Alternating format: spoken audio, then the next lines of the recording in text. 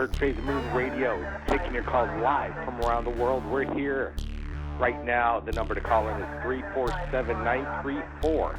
That's 934-0378. We're looking forward to your stories tonight.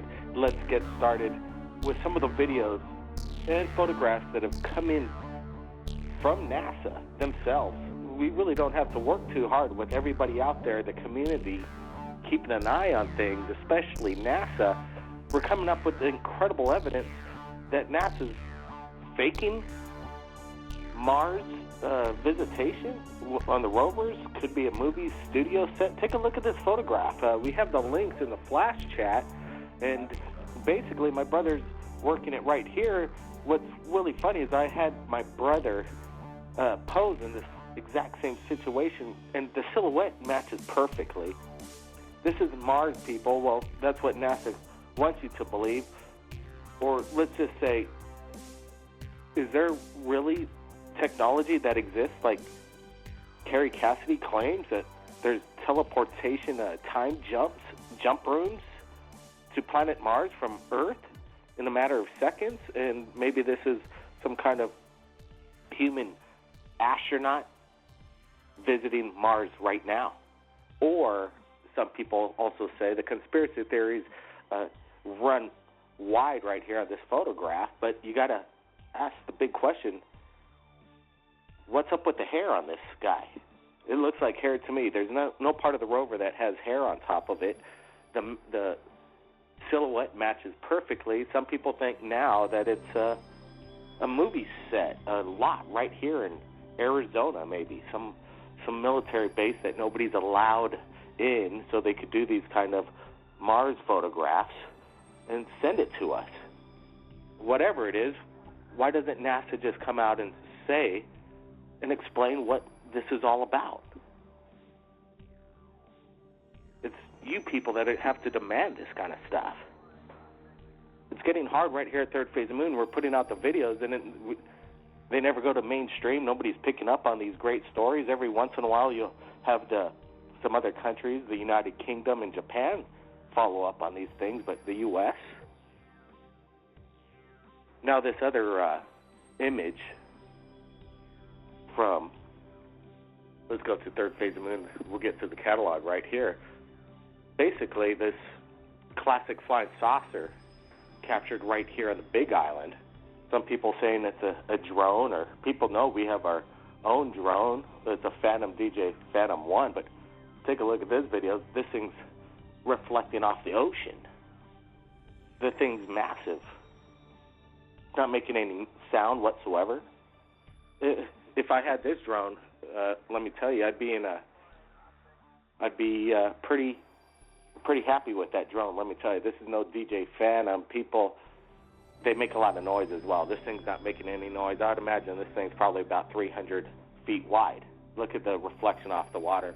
Now we're going to go to our latest post on Third Phase Moon. Everybody stay tuned to Third Phase of Moon for our latest update, which we're going to be uploading tomorrow thanks to Dr. J. Andy Ilias. He has his own radio show now, the Dr. J. Andy Ilias Show, Rome, Researchers on a Mission. And we're going to be going over his Dr. Greer interview that he had and see what else he has to say about government cover-ups and government involvement with alien abduction. Now we're going to go to this other video that we just posted just 4 hours ago. This is all breaking news right here at Third Phase of Moon. We're on top of it as best as we possibly can. The sun. It's, I don't know what this is, but people are saying that it's a starcraft, and it's about the size of 2 Earths combined in length. Could this be a starcraft harnessing energy off the sun? Some people claim that it is possible. Other people say if there's a spaceship that close to the sun, it'd obviously be disintegrated. It'd burn up. Too hot. Well, we don't know everything about alien technology. We don't know if they could manipulate the atoms around themselves and protect themselves from any kind of extreme environment such as the sun. Take a look at it. It's more incredible video, people, photographs we're always leaving the exact links to where these came from so everybody could do their own research, find out for themselves, ask the big questions, share it with their friends. That's what it's all about here, the community, people. Now let's get to let's get to callers and hear what they have to say in regards to some of the evidence we just displayed over the last week, third phase of moon. Everybody, thanks for waiting. We got a little bit of time on this radio show because we have to get to Dr. Greer's accounts, Dr. J. Andy Ilias' interview. So we got about 10 minutes, and I want to get everybody in right now. And let's get to these videos and your opinions. And then if you have anything to share, let's get to it. 604 Anonymous, he's joining us right now. I wanted to get his opinion on these videos, and he says he has something to share with us as far as the alien invasion.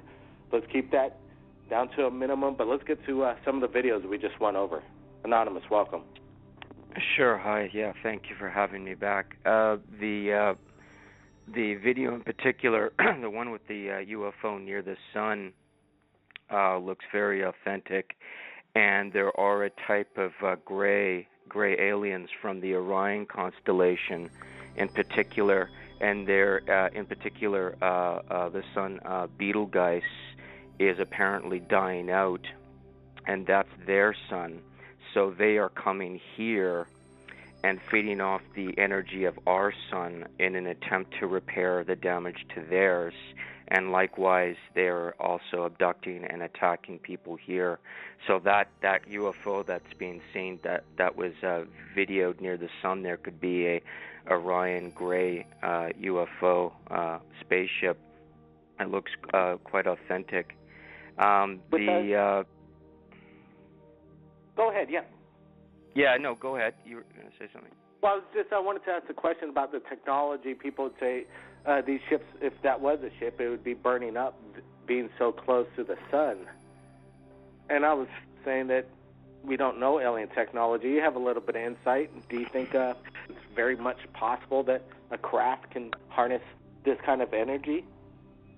Oh, yeah. And as far as burning up near the sun, I mean, they have the technology to shunt the radiation, that deep space radiation. Like, we wouldn't even be able to travel past the Van Allen belt in our earthly technology due to the radiation. I mean, a human would die from that.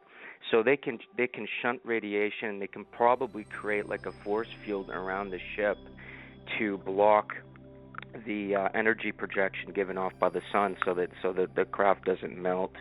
So I mean, we have to assume that they have things that we don't know about and things that we can also speculate about. So yeah, that looks very authentic.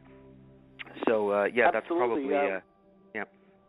What do you think about did you see the man on Mars photograph?